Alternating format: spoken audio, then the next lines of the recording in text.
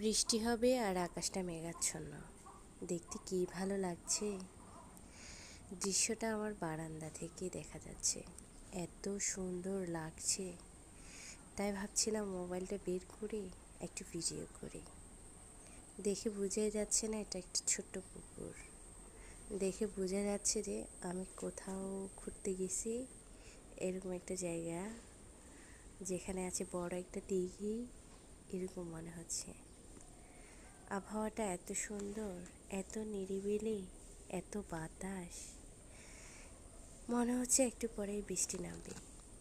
ধুর, বৃষ্টি তো এলোই না, বরং মেঘাচ্ছন্ন এই পরিবেশটা মোটামুটি ভালোই লাগছিল। একটু একটু হালকা হালকা বাতাস বইছে, আর আমি দেখানোর চেষ্টা করছি ভিউটা কতটা সুন্দর আসছে। যদিও আমি কোনো ফিল্টার ইউজ করি না এখানে। আমার মানিক, আমার কলিজার টুকরাটা ঘুমাইতেছে এখানে।